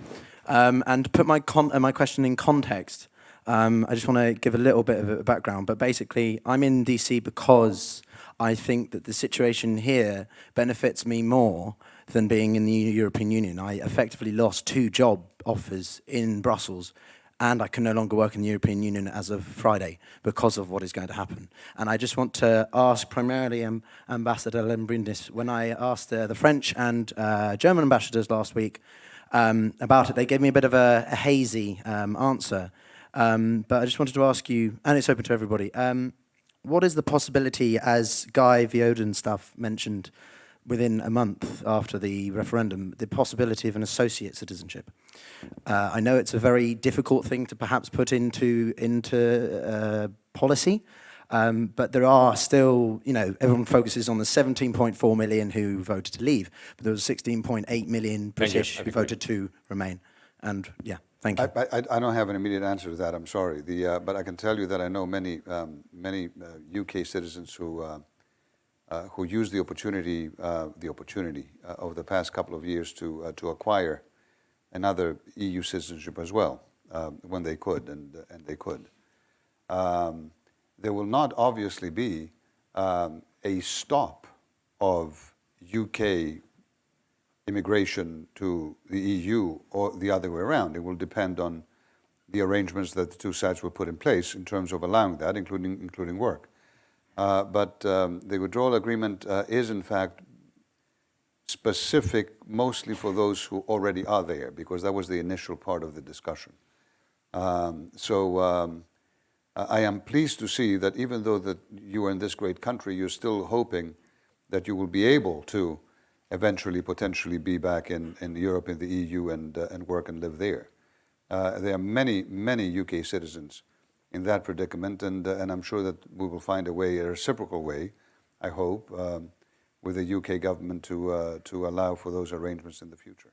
Sorry, I cannot be any more. But I just mentioned that, of course, everyone in Northern Ireland is entitled to be an Irish citizen and therefore a European citizen, which only serves to highlight the distinctive circumstances that apply in Northern Ireland. Yeah. Let's go over there in a bit. Yes. Una MacDonald, a former British Member of Parliament and also an Irish citizen. So I hope that Daniel's horizon sort of moves a bit nearer. Having said that, I have a couple of questions. How far, given that the referendum was won on two issues, one making a bonfire of EU regulations and on non-EU immigration, does the panel think that rationality will prevail and that the UK will recognise that it will have to abide by the regulations prevailing in the EU if it wants to continue trading with the EU?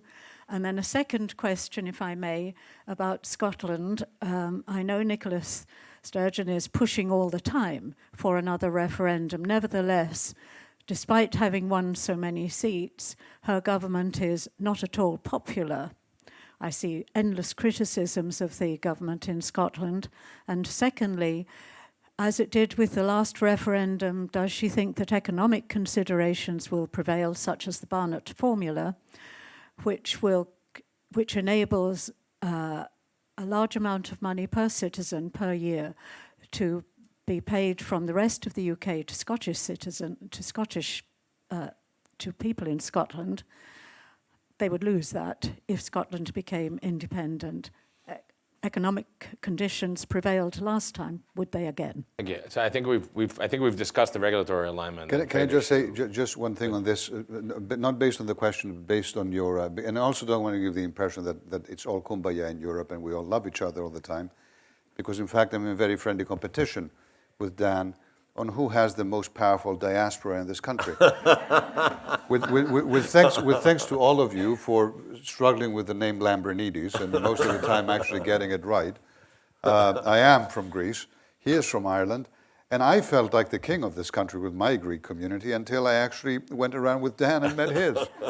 And the Irish people are really all over, so kudos to you, and I tip my hat. So that's my answer to your complicated question. I know it has nothing to do with what you asked. Good. But I hope the rationality prevails. I certainly hope. Amanda, you want to say something about Scotland? Yes, a couple things on Scotland. I mean, I don't want to make the case for Nicola Sturgeon or the SNP on economic issues, but that's certainly going to be a large component of that. I mean, you're right that played out in the 2014 referendum. A lot of the economic case in the past has been based on North Sea oil. which of course with the decrease of global oil prices is less compelling. I think a lot of this is going to end up depending on how Brexit plays out. 63% of people in Scotland voted to remain in the European Union. As I mentioned earlier, you've got a lot of rural communities that had benefited from a lot of the migration from people coming in from other EU countries.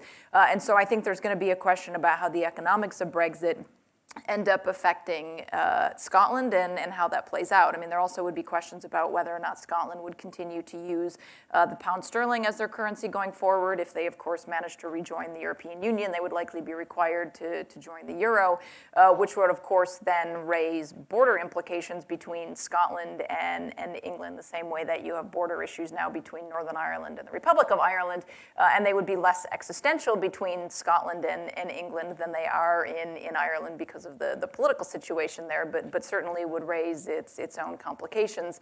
On the earlier question about the connections between Scotland and Northern Ireland, what's more happening is I think you've got the government in Scotland looking at some of the carve-outs that are being made for Northern Ireland, and there's an understanding that there's unique political circumstances that are driving that, but there's also a perception that Northern Ireland could stand to benefit economically from the arrangements that have worked out for them in terms of staying part of the UK's customs union but remaining aligned to the EU's customs union.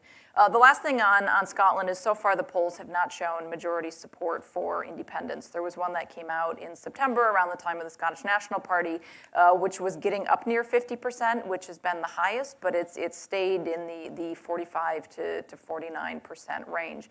But I do think if Brexit plays badly, if there is a significant economic hit in Scotland, there is going to continue to be this call for a second vote. Could I just add one thing in response to your question, is that until recently, until the last year or so, I would have said there won't be United Ireland in my lifetime. I no longer say that, but it's not because of Brexit.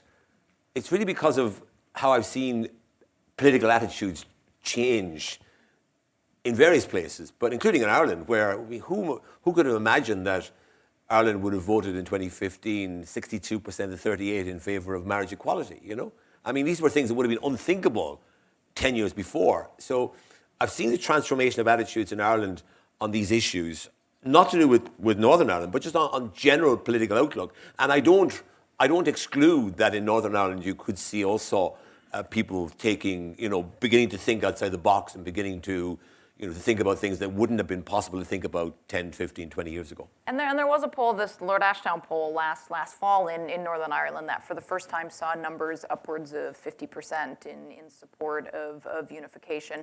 And you also have changing demographics in Northern Ireland. And so you will reach a point where the Catholics simply outnumber the Protestants, which doesn't mean everybody is necessarily going to vote one way or the other, but there is a demographic shift happening as well. Could I raise a question on Scotland in this matter? If Scotland left the United Kingdom, it's not automatic that Scotland will be able to join the European Union. They're going to be just treated like a third party. They won't be able to get that easy a customs union, because that would raise all sorts of issues in other countries. If Scotland does it, what kind of precedent is that setting for Catalonia? So I imagine that it's not that, I'm not sure that I see the advantage of Scotland breaking away from the United Kingdom, because where's it going to land up? I mean, they would have to reapply to join the EU. I mean, depending on when this happened and how much the UK ends up diverging, you at least have a large amount at the moment of the body of legislation being in place. And so it would be a lot less problematic and time-consuming for them to bring their laws in alignment with EU laws than it would for a country that had been completely outside. On the Spanish question, the Spanish government more recently had dropped some of its past objections to Scotland post-Brexit applying to rejoin the EU. I think there is a recognition that Brexit changes the circumstances of that. And second, Scotland, and Nicola Sturgeon has been very clear on this, that she would want to leave through a constitutional process, whereas the referendum in Catalonia was not sanctioned under the Constitution. That's right. Let's go over here.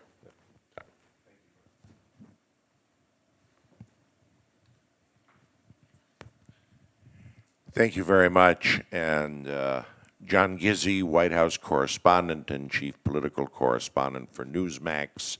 And first of all, thank you all for just a most enlightening and provocative panel. My question is simple. Amanda and Ambassador Lambrinidis both brought up Huawei and the current controversy with the United Kingdom and the United States. Do you see Huawei affecting the special relationship between the two countries? And how is the EU looking at Huawei now? Thanks, John. Well, we are taking 5G security very seriously. So back in October, we came out, we asked every one of our 28 member states to assess the risks that they saw in the introduction of 5G technology. And we came out with a report highlighting those risks. There are both technical risks and potentially political risks and other risks, depending on both who the supplier, the company is of any technology, and also what the political system of a country in which they exist. And now by the end of January, early February, we will be putting out a report, a joint report on how to mitigate those risks, which our member states then will be advised to follow in doing so. There are many elements of our defense, security defense, when it comes to foreign investments, not just 5G, that we have heightened in the EU in the past few years dramatically. They relate to foreign direct investment screening. We didn't have a mechanism, we have it now.